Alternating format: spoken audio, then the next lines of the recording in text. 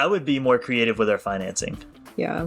Because we passed up on a couple of really good deals that I think were like slam dunk, and we just didn't have cash on hand to do like a traditional conventional financing. And so we said, oh, okay, well, I guess that means we can't get it. Hello, and thank you for joining us today on the Gentle Art of Crushing It show, where we focus on learning and sharing with our listeners all there is to know about how to create success in our lives. This show stands on the shoulders of giants. Our mission is to empower and inspire our listeners to create the life of their dreams whilst having a blast in the process. Let's celebrate life together. Welcome to the show. All right, welcome back to another show of The Gentle Art of Crushing It. My name is Nathan with Undor Properties, and I am your Monday host. And I'm one of 6 hosts who bring you conversations 3 times a week on a variety of topics, from business to real estate to personal motivation. And our goal, with this podcast is to help you succeed at whatever target you're aiming at.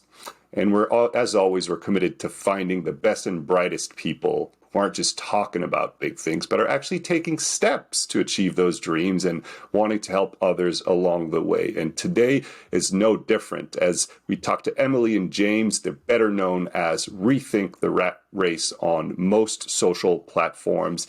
And they talk to us about househacking, how they went from being regular people, regular jobs, and how they reached financial freedom in 2 years, acquiring 10 units. And since those 10 units and financial freedom, they've been traveling the world. And one of the things that they do best is give great advice. So follow them on all the social media. And with that, let's hop onto the conversation with Emily and James. All right, Emily, James, welcome to the show. How you doing? You go by James and Emily, but also known as Rethink the Rat Race on a lot of the social media. Just to put things into context here, how you doing today? We're doing great. Yeah, we're doing really good. Awesome. Well, I'm excited to have you on. Thank you very much for your time. So why don't we just kick this off? Why don't you tell us and tell the audience who's James, who's Emily, who's Rethink the Rat Race? So I'm Emily. Yeah, and I'm James. Yeah, that might not have been easy to guess. And us together, I guess, are Rethink the Rat Race. Mm-hmm. Awesome. And what's Rethink the Rat Race, all about? So it's exactly what it sounds like, pretty on the nose. We're trying to teach people, or especially at the beginning, we were trying to teach people that you don't have to be in the rat race, and that was... Honestly, it was chronologically kind of going through our route to financial independence at the beginning, and it's morphed into, we didn't know when we started it that we were going to be like focused heavily on real estate, and so it's kind of turned into a real estate kind of content creation around that. Before we jump into the show, we wanted to let you know that this episode is brought to you by EveryREITool.com. Every REI Tool is the most comprehensive online catalog of resources for real estate investors and professionals. Whether you are looking for the best deal analyzer, the most loved syndication platform, fix and flip rehab calculators, dialers, lead generation solutions, rent collectors, or the next real estate book to read, every REI Tool has it all. Quickly and easily find the best software, apps, services, books, podcasts, and courses to help accelerate and grow your real estate business by heading over to EveryREITool.com. And don't forget to sign up to get exclusive product reviews, promos, and discount codes. EveryREITool.com. Now, on to the show. So what's your story, I guess, that led you to Rethink the Rat Race? You mentioned, real estate, and obviously if we, look at your profiles online and whatnot, you were able to reach financial independence, and I think you were, quote unquote, regular people, regular jobs, and now you're free traveling the world. We were just talking about that before we hit record, but what's your story to get to the from and the to, from regular people and jobs to financially free? So it all started in March 25th of 1991. I was born. And so my parents are deaf, and I felt like I didn't have access to information that other people had. And I didn't realize at the time, no one's really talking about this stuff. But I thought that everybody around the dinner table is talking about 401ks and IRAs and stuff like that. And I would just hear it in passing and I would have no idea what that was. And little did I know, I was just like 99% of Americans that have no clue what it is. But I felt like the onus was on me to figure it out because my parents didn't have access to that information either. So that kind of predispositioned me towards the concept of like investing and stuff like that, even though I didn't do it at the beginning. And actually, I was the opposite. I was terrible with money. But we went from living kind of hand to mouth. We had decent jobs, but we were just kind of living paycheck to paycheck. Like if anything came up, we would have struggled. We weren't struggling financially other than the fact that like we were just spending everything that came in. Mm-hmm. So it wasn't like we had a lot of debt or anything like that. There were no scares, but it wasn't for, lack of trying, honestly. And honestly, we found out about financial independence through my work. There was a patient that we had. I worked at a physical therapy clinic, and there was a patient that we had that mentioned that if she had heard about this website, she would have retired already, her and her husband. And so that really like piqued my interest. And it turns out that was Mr. Money Mustache. Great resource. So, yeah, exactly. So I dove headfirst into it, and I was like, we are going to do this. We are going to do this. We are going to do this. And I was gung-ho day one. Unfortunately, I did not pose the opportunity as well as I could have to Emily. So she was pretty against it at the beginning for sure. Very against it. Yeah. That was on me, though, because she came home and I was like, listen, we're not going out to eat anymore. We're not doing this. We're not doing that. And it came from a place of love, right? Like I was like, we're gonna do this thing and it's gonna be amazing. But to her, it sounded like, a complete 180 from the way that we were living. And it sounded like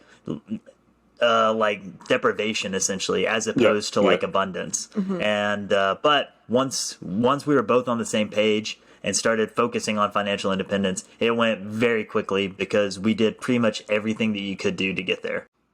And what's that? What's the everything that you could do to get there? Help the audience kind of understand what you went through to get there, because I think you got there in a couple years, right?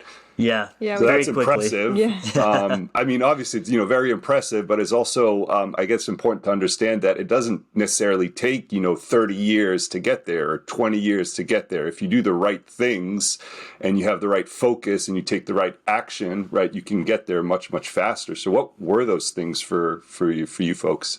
So frugality was one of the main things we focused on at the beginning. We focused on getting our money right, having disposable income, limiting our expenses, and that gave us disposable income to be able to invest in real estate, our 401ks, our IRAs. And so, I mean, literally every single thing we spent money on from top to bottom, we adjusted in some way or another. So our housing, we went from a big fancy condo to a smaller condo and then ended up going into house hacking and we're living for free.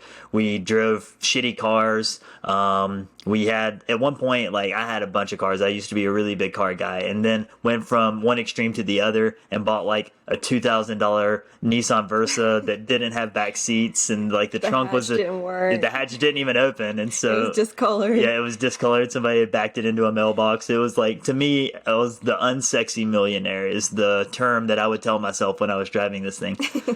We cut our phone bill. We cut cable. Genuinely everything. We, started shopping at Aldi. It was essentially like if Aldi didn't have it, then we couldn't afford it. But it was also, we also weren't unhappy. We were also happy with everything. Yeah, we were definitely gaming to the system for us. It was like we were just tracking our income and just spending as little as possible. Mm-hmm. But we would also go out to eat with our friends. We took a couple of Europe trips. Even then, we kind of prioritized spending on travel. And so while it sounds like it was pretty extreme, it wasn't as extreme as it could have been, I guess. Yeah. It was conscious, right? Conscious frugality, right? It wasn't deprivation, to reuse your term from earlier, right? It's not like you were living miserably. Exactly. Yeah. And actually for us, it was a lot of fun. It was like a challenge. We kind of gamed every part of it. How much could we save? How much does biking to work save me per trip? Like that kind of stuff. It was ridiculous. How much cost per calorie? Yeah. How much free food we could get from work? It was nonstop. Everything from top to bottom. Yeah. Awesome. And Emily, can you maybe tell us a bit more, talk to us a bit more about how that that change in kind of, James's, attitude around financial freedom, how that was for you, right? And what he said or what he did or kind of what you went through to go from, being surprised, I guess, to say the least, right? When this kind of started to now seemingly being on board. Because I think a lot of people go through that. I know my wife and I went through the same thing. It was the exact same thing when I kind of, told her, quote unquote, here that we're going to do this. Asked her, I think is a better way to put it. So James did send me some of the articles of Mr. May Mustache, but I had no interest in reading them. And so I came, like he said, I came home and literally it was like, okay, we're not doing any of this. And so that was obviously a shock. And so it basically turned me off of it. And I was like, no, we're not doing this at all, kind of thing.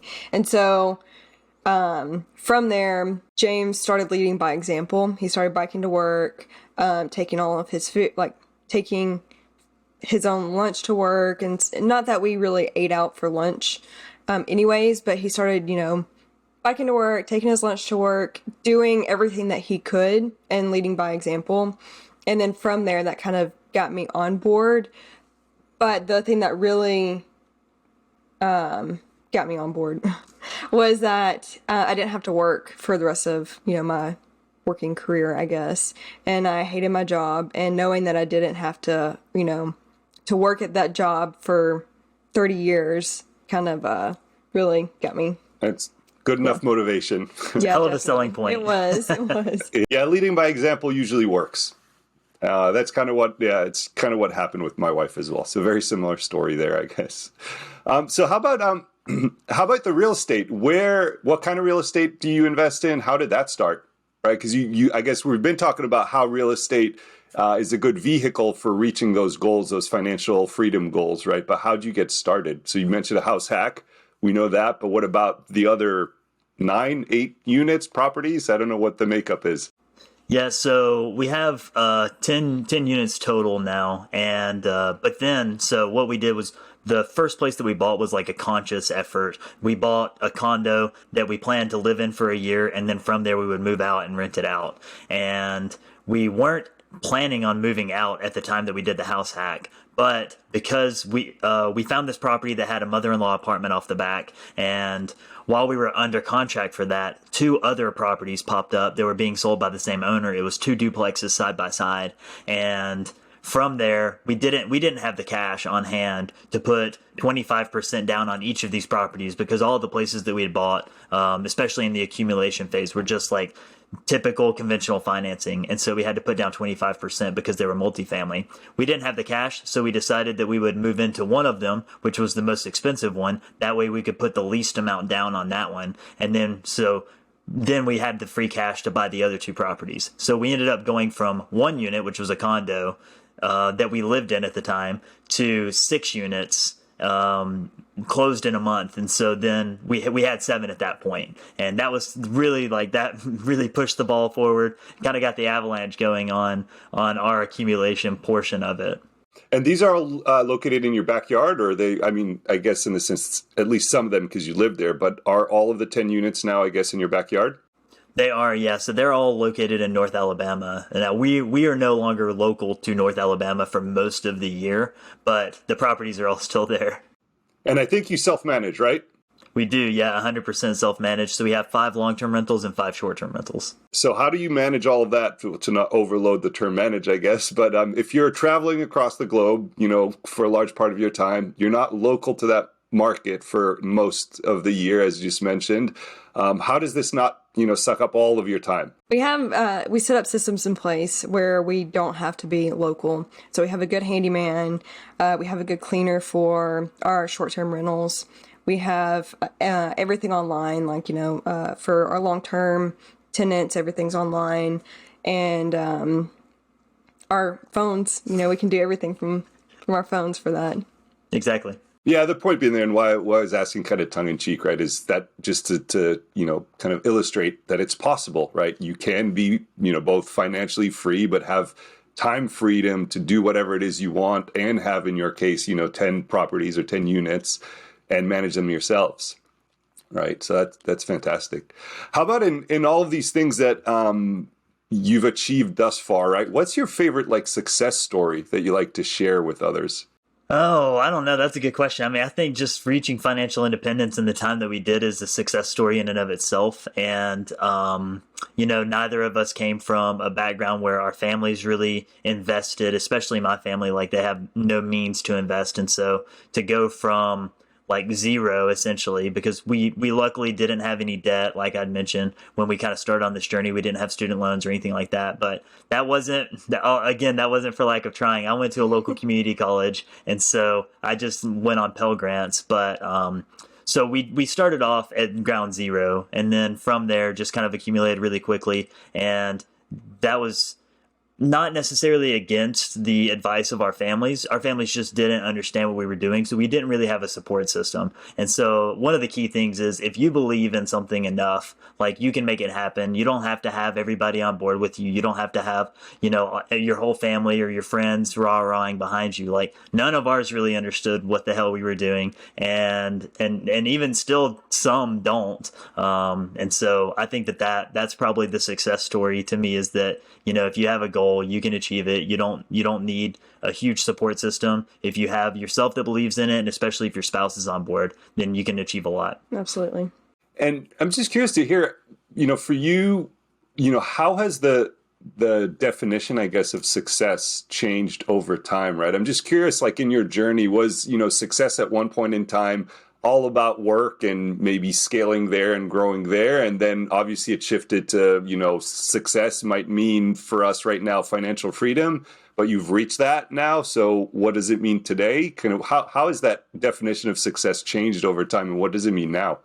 So I don't want to speak for Emily, but my version of success was like driving a nice car, having nice things, like living in a nice house, and all the outward appearance of success, despite the fact that you have no money to speak of, essentially, right? So outwardly, it looks like you're doing great. But yeah, and you could be, there are plenty of people that are doing really well. For us, for me at least, that's no longer the idea of success. Once we kind of hit our number, and it could have easily have turned into this like hamster wheel of trying to accumulate more properties just for the sake of saying that we have more doors. And so that can be some people's version of success. For us, like we want the minimal amount of properties with the like enough to cover all our expenses and then some, because we're still accumulating properties here and there, while also having the least amount of headaches and being able to freely travel. So that is still success for me, is the fact that we can just up and go, like we mentioned earlier off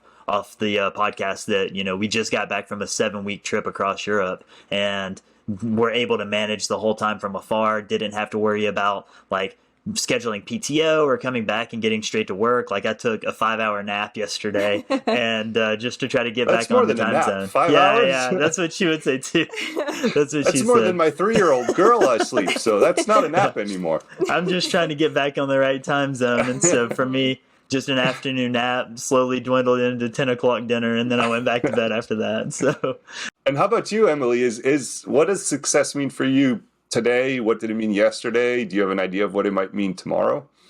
So I think before it would have been the same thing that James said, the nice car, house, all of the like outwardly appearances, but also being able to like scale up at work and trying to, get to the next level and that kind of thing. But also, I guess now it would be more like happiness, and like our we're happy with how our life is now, and we enjoy it and everything, and I feel like that's today that's success.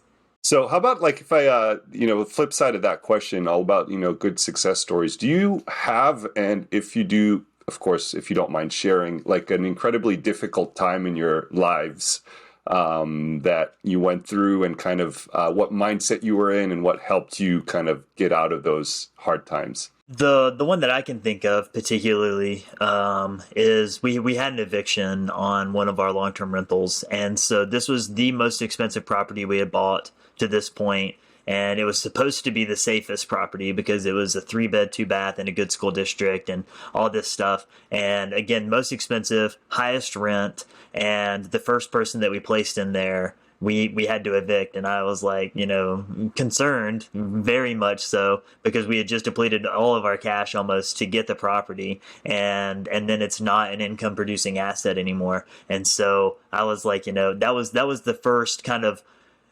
roadblock that we had encountered on our investing journey, to the point that like we were like, this sucks, do we even want to do this anymore? Or and we did like make a pretty quick decision to sell the property. And now if I could go back, would I have not sold that? Yeah, I'm positive I wouldn't have. I would have kept it. But we were just so eager to kind of be rid of that headache, and kind of attributed it to the property more so than it was definitely like it was a screening fault on our part, because we were so eager to get somebody in there. And so that was definitely on us. It was something that we could control. And so that's something that we've made a point to assess in the future, and to not like pull the trigger too quickly on a decision when we're being emotional about something. Mm-hmm.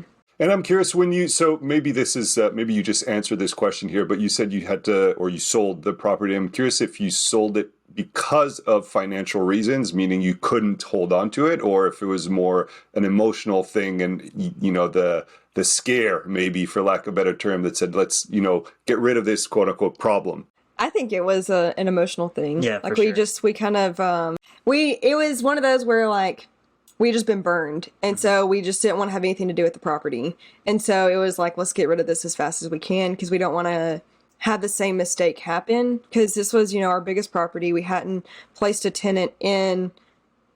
The first tenant that we did place in a property that large fell through. And so it was, one of those where we just wanted to get rid of it as quickly as possible. Yeah. And our niche is kind of, especially now, at that time we were just buying anything that we could. And our niche now is more 1 bed, 1 bath, like smaller properties. That's a majority. We like, love those. Yeah. 8 of our 10 are 1 bed, 1 bath, like small properties. And this was the opposite of that. And so, and it just so happened that when we finally got the eviction done and everything like that, it was coming up on spring and summer. And so it was like the perfect time for selling. And so that was kind of a big part of it as well. And then we just took that cash to buy a different property instead, that kind of fit into our portfolio a little better. And it's been successful too.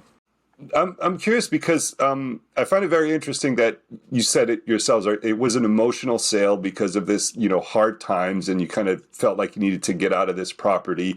Yet you obviously continued your real estate investing journey, right? How'd you get back on the horse, I guess, for lack of a better, term? Because I feel like a lot of people, they go through, a horrible situation, like an eviction or a tenant trashing the place, or they lose money on the first acquisition, whatever it may be. And then they're like, oh yeah, I'm done. This is not for me. This is horrible. Yet, that was obviously not your case. So what was your mindset, I guess, and how do you continue? So I think part of it was, I think that was probably property number 8 or 9 as far as doors go. And so with all the others doing well, it was still like, okay, this is a one-off situation. We just we didn't buy the wrong property. We just placed the wrong tenant too quickly. And through the process of the sale and then having the cash on hand, that makes you feel a little better about your mistake, because we ended up selling it for a profit anyway. And so that kind of helped. And then from there, we definitely took a step back, as opposed to saying, okay, now let's liquidate the entire portfolio. We just said, okay, that's not the type of property that works for us. We should just buy our bread and butter, essentially. But if you had the opportunity for another 3-2, whatever, literally meaning an opportunity off market or a good deal, right? Would you do it, knowing that it's more about maybe placing the tenant than the property itself? If I could get it at that price again, absolutely. Yeah, but the problem is who now the wouldn't want market, yeah, exactly. The market's gone up so much. And so it's something that we've explored in the future, because like we're talking about, if we have kids, if we don't have kids, like, would we want to live in that type of property? So would we convert a rental into our personal residence, that type of thing? So I'm never going to say no to a property. It's just not necessarily what we kind of focus on. And if you could go back in time, what would you do different to kind of fast track where you're at now? I would be more creative with our financing. Yeah. Because we passed up on a couple of really good deals that I think were like slam dunks. They were like the perfect properties and the perfect locations. And we just didn't have cash on hand to do like a traditional conventional financing. And so we said, oh, okay, well, I guess that means we can't get it. And at that time, we were not creative with like the structuring of the deals, seller financing, hard money loans, anything. Like we had no clue, and so we missed out on a lot of really good deals. Not that like I'm too upset about that. We're happy with what we have, but it could have gone even quicker had we been willing to partner with someone or, get a little more creative with the deal acquisition. Obviously, you folks are givers, right? Your Instagram bio says shitty jokes, great advice, which I love, by the way. So when you encounter, folks who are kind of glass half empty instead of glass half full, or people who are interested in the things that you do and maybe jealous about the things that you do and want a little bit of that for themselves, right? What's your favorite piece of advice that you give people to kind of get started, to take action, to take that first or next step? So I guess with real estate, it would be house hacking, because that's how we got started. We bought a place knowing that we were only going to be there for a year and then rent it out. And, there's always multifamily properties, because we lived in a house with the mother-in-law apartment, and we lived in the apartment and rented out the house, and people were questioning that. So I think that is a good place to start, and for like advice too. And just for those who don't know, can you just let us and let the audience know what is house hacking? So house hacking is where you buy a property as a owner occupied. And so when you do that, you can put less down. What is it, 5%? Yeah. And you can live there for a year and then move out and still keep that same financing. And so it's, living there for a year, renting it out, or, buying a multifamily property, living in one unit, still as owner occupied, and then renting out the rest. And then that way your tenants pay for your mortgage, your, utilities, whatever that may be. And James, I think you were going to say something.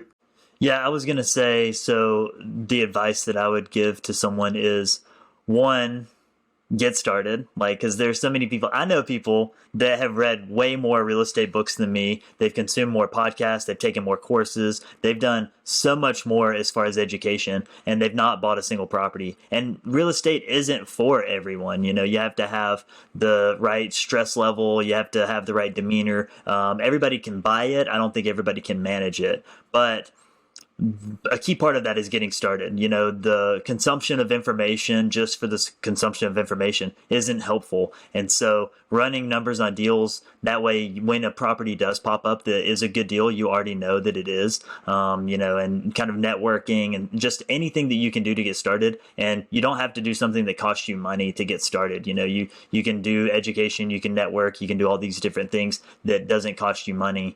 But you won't get a property unless you start making offers. And so that's a key part of it. Awesome. I love it. And I want to start getting you out of here. Be mindful of your time here. You mentioned reading real estate books. Do you have a book that you like to recommend folks, real estate or otherwise, but curious to hear what that is. So I have two. One would be Set for Life by Scott Trench. That one's a good one for us. It's like people our age, kind of younger crowd of people that are willing to house hack and do all these different types of things. And he breaks it down in an easy to understand manner and kind of getting your money right and the right steps that you should take. Another one that I really like is Retire Early with Real Estate by Chad Carson. So Coach Carson has a ton of information online, and he wrote a book, and it covers a bunch of different methods of how to retire with real estate. And at the end of every chapter is like a profile of someone that has retired doing some form of real estate, and none of them are the same. And so, some of them are reverse mortgages, some of them are hard money loans, some of them are short-term rentals, long-term rentals, storage units, just all the different types of niches that you can kind of get into. And someone has retired early with that, and he's kind of profiled them in that book, which I really like as well. Yeah, Coach Carlson has awesome content, and both those books are awesome recommendations. Emily, are those the same for you, or do you have others or another? I have not real estate, I guess, but so much as like financial independence is Rachel Richards' books. So there's Money Honey, and then Passive Income, Aggressive Retirement, and those are really good too. Mm-hmm. Awesome books. How about a piece of software or tool or piece of technology that you use on a regular basis that kind of helps you, achieve success or manage your lives? So we use Price Labs for our pricing, our dynamic pricing on the short-term rentals, and that has taken a lot off of our plate because before we were using Airbnb's dynamic pricing and it doesn't really adjust anything. And so we probably left thousands and thousands of dollars on the table because we didn't use it earlier. And so by doing that, it automatically adjusts our prices up and down based on demand, on length of stay, on, all sorts of different types of things, seasonality. You can change all these different parameters. And so that's a much easier way to do it. And now I know if someone books, they've booked it for an appropriate price. And that's made life a lot easier on us because I'm not having to research what events are happening in town and raising the prices accordingly. So that one's been a life changer for me. Awesome. Well, last question here, or maybe technically, I guess, last couple of questions before I let you go. How can our audience help you, and how can that audience reach out to you if you so choose? You do a lot of amazing stuff online, so plug away. So we are on Instagram at Rethink the Rat Race. You can send us a message, comment, whatever. And then we also have our website at rethinktheratrace.com. Yep. And so those are the two places that we're probably the most active, mostly Instagram, to be honest. So if you want to support us, give us a follow, comment on something, let us know if you like any of the content, or if you hate it, let us know all the same. What you want to see more of. Yeah. Yeah, one of my favorite follows. So yeah, go there, follow, comment, like. I love the advice, whether it's real estate or financial or travel hacking advice. It's really awesome. Emily, James, thank you so much for your time, and hopefully we'll have you back on soon. Well, thank you all for being part of this great conversation with Rethink the Rat Race, Emily and James. And as always, we've gathered all of the important links from today's show and the conversation and dropped them in the show notes here. So feel free to go check those out. And, last request from all our listeners and viewers here. We have one favor to ask. If you found any value in this content, would you mind spreading the word? Share this with a friend, coworker, family member. And even better, if you could head over to whatever platform you're watching or listening to this on and leave us a review and comment on, social media and engage with us. We love to engage with our audience. We'll talk to you on the next one. Well, there you have it, ladies and gentlemen. Another episode of The Gentle Art of Crushing It. It was an amazing episode. We know we sure learned a lot, and we hope you did as well. We want to take a second and thank you so much for viewing or listening to this episode. And please just know that we only ask for one favor, and that is to make this life magnificent. Thank you, and have a wonderful day.